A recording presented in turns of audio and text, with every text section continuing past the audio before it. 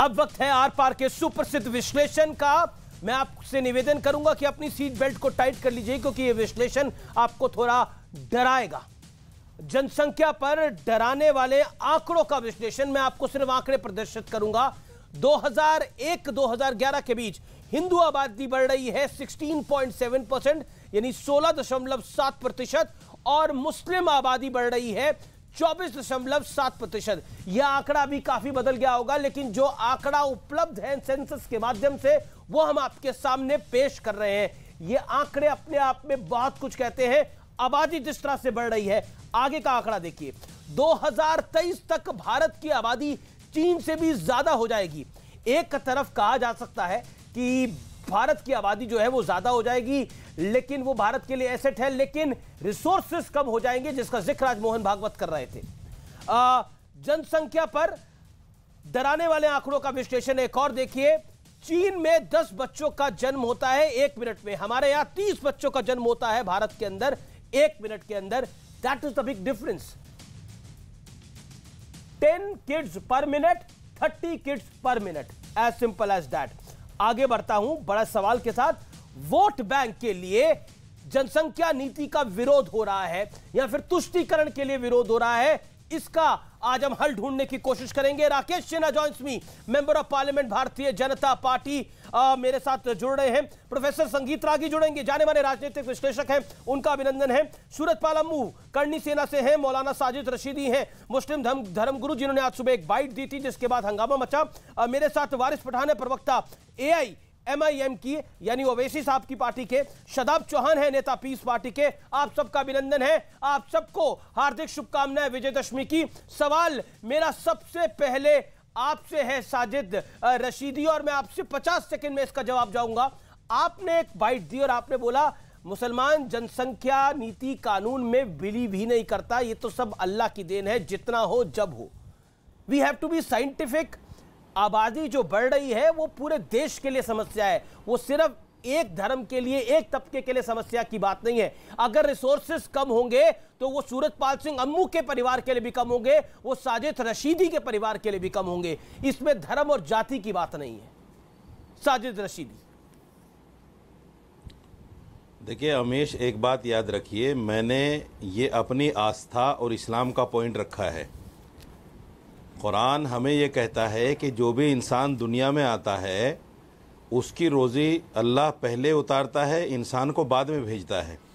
ये हमारी आस्था है और कुरान इस बात को कहता है। मैंने उसी आस्था और कुरान की बात को कोड किया है।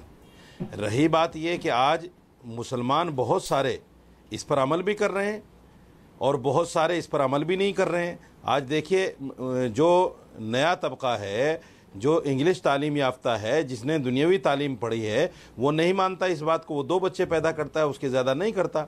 वो भी वही बातें करता है जो दूसरे लोग कहते हैं कि साहब हम इनको खिलाएंगे कहाँ से, हम इनकी परवरिश कैसे करेंगे, हम इनकी एजुकेशन का कैसे करेंगे। लेकिन इस्लाम का पॉइंट ऑफ व्यू ये है कि इस्लाम में किसी बच्चे को इस वजह से दुनिया में ना आने देना कि उसकी रोजी रोटी कौन करेगा, ये इस्लाम की आस्था के खिलाफ है। इस्लाम के पॉइंट ऑफ व्यू की बात हो रही है ना, हिंदू के पॉइंट ऑफ व्यू की बात हो रही है। मैं देश के पॉइंट ऑफ व्यू की बात कर रहा हूं। और देश के पॉइंट ऑफ व्यू से अगर हमारी जनसंख्या चीन से ज्यादा हो जाती है, चीन में अगर 1 मिनट में 10 बच्चों का जन्म हो रहा है, हमारे यहाँ 30 बच्चों का जन्म हो रहा है, और हमारे रिसोर्सेज शॉर्ट हो रहे हैं, तो फिर इसमें खुदा क्या करेगा और ईश्वर क्या करेगा और जीसस क्राइस्ट क्या करेगा? अब बताइए। हम बोले खाना हमारे सामने पड़ा है, खाएंगे नहीं, अल्लाह मियां खिलाएगा या ईश्वर खिलाएगा। कैसे खिलाएगा वो खाना? हम यतन ही नहीं करेंगे। हम अपनी मदद तो खुद करेंगे ना। आपके घर में 4 लोगों के रहने की जगह है और आपके यहाँ 8 है, तो हर काम के करने वाला ऊपर वाला है, खुदा है। हम खुदा कहते हैं, आप ईश्वर कहते हैं। ईश्वर ही सब कुछ करता है, अल्लाह ही सब कुछ करता है। ये कह देना कि अल्लाह क्या करेगा, ईश्वर क्या करेगा, पैदा करने में इंसान का जैसे कोई हाथ ही नहीं होता। मतलब इतनी अनसाइंटिफिक बात कर रहे हैं आप इसमें तो रशीदी साहब। नहीं, अनसाइंटिफिक नहीं है, ये साइंटिफिक है।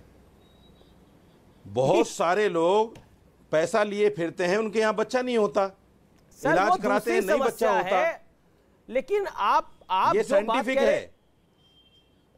आप जो बात कह रहे हैं वो मुझे नहीं लगता कि उसके अंदर आप बार बार इस्लाम का नजरिया बता रहे हैं। मेरा पॉइंट यह है कि हमें देश के नजरिए से बात करनी चाहिए। प्रोफेसर राकेश सिन्हा, ये जो बात कही जा रही है, मतलब ये बड़ी नॉन साइंटिफिक बात है कि बच्चा पैदा करने के अंदर तो ईश्वर का हाथ होता है, अल्लाह का हाथ होता है, मतलब जिस तरह से बोल रहे हैं, लेकिन this is very unscientific. Professor Rakesh Sinha, दो बयान आए। एक माननीय प्रधानमंत्री श्री नरेंद्र मोदी जी ने लाल किले से भाषण में कहा था कि हम अपने परिवार को संतुलित रखें और उतना ही बढ़ाएं जिससे हम उन्हें पाल पोस सके अच्छी तरह से। मोहन भागवत जी ने आज जो अपने उद्बोधन में कहा, वो एक वैज्ञानिकता और स्पष्टता के साथ बात रखी कि 50 साल बाद हमारे पास कितना संसाधन होगा और कितनी जनसंख्या होगी, उसके अनुपात हम तय कर लें। मैं अब कुछ एक आंकड़ा बताता हूं जो सबसे लेटेस्ट आंकड़ा है, जिसे पूरी दुनिया स्वीकार कर रही है, वो मापदंड को। एक अमीश जी होता है इकोलॉजिकल फुटप्रिंट, जिसका मतलब होता है कि जो आपके पास संसाधन है उसका कितना आप अपने जीवन पद्धति को उपभोग करते हैं, वह हमारा है 1.12%। और एक होता है बायो कैपेसिटी, जिसका तात्पर्य होता है जिन संसाधनों का उपयोग करते हो वो कितना फिर से रीजनरेट कर जाता है, पुनः पैदा ले लेता है इसे संसाधन, और कितना नहीं ले पाता है। जो संसाधन उपयोग करते हो उसमें सिर्फ 0.45 ही बायो कैपेसिटी में आता है, पुनः उत्पादन होता है। यह जो गैप है वो लगभग 177% का गैप है। तो आगे 50 साल में जो मोहन भागवत जी ने कहा, 50 साल में यह गैप इतना अधिक हो जाएगा, चाहे विकास की गति, विकास के तरीके, विकास के स्वरूप, नीतियां कुछ भी हो। लेकिन शासन तो आपका, प्राइवेट मेंबर में तो आप भी लेकर आए थे, लेकिन ये कानून आएगा कब? बड़ा सवाल तो यही खड़ा होगा, ये कानून आएगा कब? चर्चा इसकी बड़ी 2-3 साल से हो रही है। देखिए, सरकार ने बात इसकी प्रधानमंत्री ने भी कर ली, मोहन भागवत जी ने भी कर ली।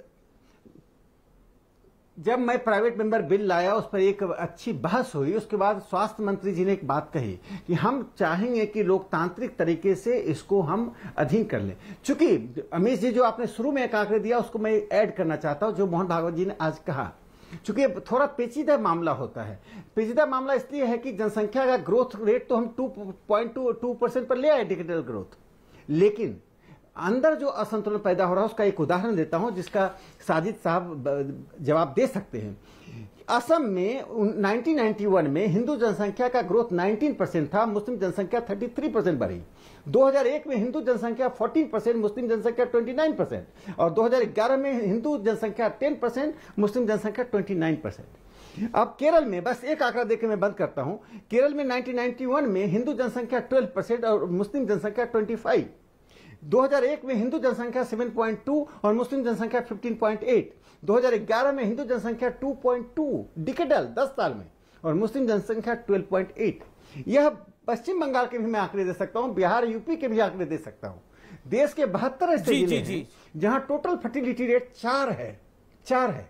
ऐसी स्थिति में जनसंख्या पर एक लोकतांत्रिक विमर्श किया जा सकता है। और मोहन भागवत जी ने एक बात मैं एक पंक्ति से मैं बात समाप्त करता हूं। मोहन भागवत जी ने एक बहुत इंपॉर्टेंट बात कही, राज्य की शक्ति और सामाजिक शक्ति दोनों का एक विभाजन रेखा होती है। राज्य के कानून तभी लागू होंगे जब समाज उसको स्वीकृत करेगा। ठीक है। यानी यदि कानून बन जाता है और मुस्लिम समाज कहता है कि अल्लाह के द्वारा दिए गए बच्चे को हम नहीं रोकेंगे, तो फिर कानून की विफलता होगी। इसलिए आज साजिद जैसे लोगों को ये सेल्फ इंट्रोस्पेक्शन करना पड़ेगा। पॉइंट आपका बड़ा इंपॉर्टेंट है, पॉइंट बड़ा इंपॉर्टेंट है। ओके, वारिस पठान ऊपर बोझ बन जाएगा। जी, वारिस पठान, क्या आपको लगता है कि एक समस्या है, इस समस्या को मिल